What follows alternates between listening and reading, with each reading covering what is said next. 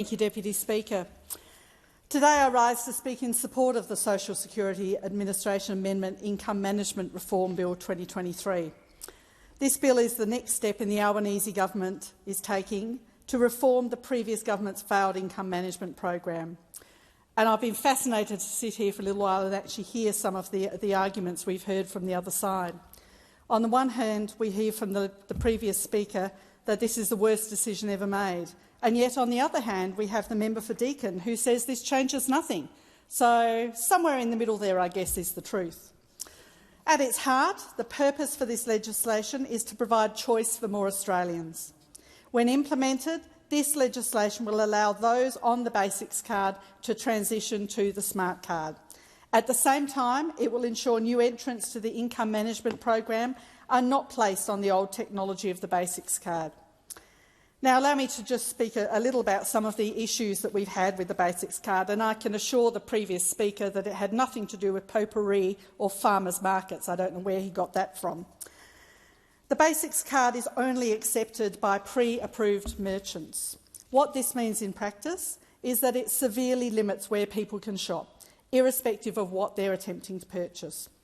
Currently, if a Basics card holder attempts to shop outside the available permitted merchants, they are shut out of these often legitimate transactions purely because of restricted technology, and therefore they can't shop around for price. We heard complaints about the stigma and the lack of privacy of having a Basics card. We heard complaints about different prices for those on Basics card. The Basics card couldn't enable tap and go or BPay payments, fairly standard processes in modern Australia, and it didn't even have a PIN number for security. And we heard complaints of people's Basics cards being taken and used by others, leaving them completely without money. Basically, the Basics card just made people's lives that little bit more unnecessarily difficult. It was disempowering and humiliating. This legislation will replace the Basics card with a Smart Card, which is a much improved product. It features technological improvements that incorporate modern financial technology in an effort to meet community expectations. It looks like any other debit card, so it doesn't breach the privacy of the user every time they use it. And this was a crucial bit of feedback from individuals and communities in areas where income management operates. Stakeholders said that the Basics card is quite simply out of date and insufficient to meet their needs. Submissions to the Senate Community Affairs Legislation Committee inquiry into the bill, which repealed the cashless debit card last year, also gave us the clear message that the Basics card is out of date and not sufficient to meet the needs of people in the communities. So the Albanese government is taking action to improve the operation of this scheme, to ensure it actually helps support those who wish to use it. Now, we heard from the member for Deakin that he believes this bill is nothing more than a rebranding exercise. Not the worst thing ever, but a rebranding exercise. $217.7 million rebranding exercise, according to him. Yet what we understand from the evaluation of the previous cashless debit card trial sites is that it was actually the support services provided alongside the previous cashless debit card that was what was actually making the difference. But guess what? Those programs were not funded by the prior government past 30th of June this year. So in this bill, of the $217.7 million, 70% of it, $158.4 million, actually goes to refunding those support programs across the 4 existing trial sites. The member for Deakin's amendment, should it get up, will see these programs end when the funding ends, as they had allocated on the 30th of June. This is quite a stunning level of politics above what's actually right for the community. Deputy Speaker, the Smart Card is designed to operate in the same way as any contemporary credit or debit card. It allows for modern payment functions that include the ability to make tap-and-go payments, to shop online and to make BPay bill payments. In this day and age, that is pretty standard functionality. It will also be delivered by Services Australia, not a private for-profit provider, and it will have a PIN number for added protection. It will help to avoid awkward discussions about paying for products in shops. It will enable the user to maintain privacy about their financial arrangements. It will expand the choices available to those on income management, and all of that is a good thing. The whole premise of this government's approach to income management is to empower individuals and communities, to empower them, to support them in gaining the skills they need to better manage and make decisions in their own lives, alongside refunding support programs that actually made the difference to the community. Sadly, the former government did not invest in this technology because they were too focused on pushing more people onto their privatised cashless debit card, but not funding the support programs. And now, under the Albanese Labor government, Services Australia will be providing all aspects of client interface for enhanced income management. This is a significant change from the cashless debit card program, as individuals will interact with government rather than private businesses to check balances, get a replacement card or get advice on how to set up a regular payment.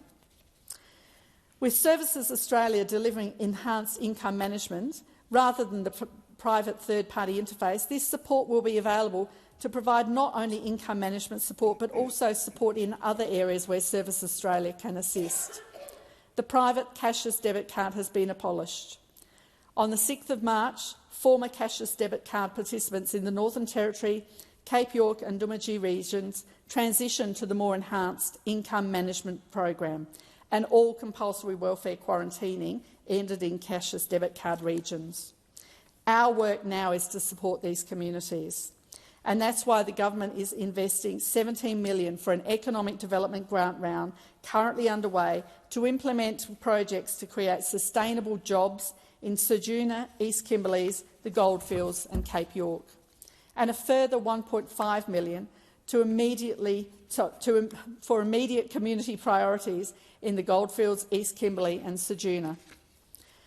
This bill offers that same choice to use the contemporary technology to more than 24,400 existing income management participants in the Northern Territory and the other place-based locations nationally. It will also ensure that all eligible participants will be part of the enhanced income management to ensure no new participants are given the Basics card.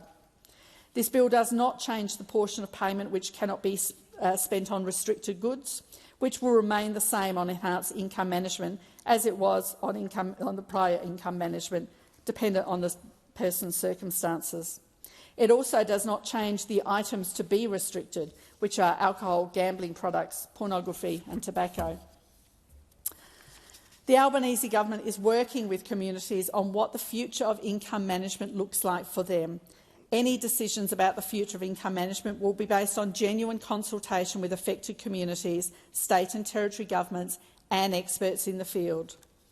The amendment moved by the Greens would eliminate this important consultation if passed. The basic respect of consultation, of asking the people affected what they want. I'd really urge them to rethink this amendment. We have committed to consult on the future of income management, and we must consult with participants, communities, women's groups, First Nation leaders and service providers, and the feedback from First Nations community leaders told us more consultation was required on this future. We'll keep getting on with the job and will continue to reform income management to provide a better experience for participants. The October budget allocated $217.7 million to abolish the cashless debit card program and fund support services. $158.4 million, over 70%, will be used to provide those important support services that we know are the things that actually make the difference and work in former CDC communities. And this investment is being directed to services to support people, like a youth mentoring program in Ceduna, which runs activities including school and holiday care, parenting education and support in Wyndham, a community navigator programs and financial literacy and digital literacy. Because what the consultation showed was that the support programs that empowered communities and individuals, these programs were the ones that made the difference to the community. The health, the community development, anti-violence, and this is really critical that these programs continue. Deputy Speaker, this government is serious about working with and for communities that need support, and that's why we're implementing this policy, and I encourage all in this place to support it.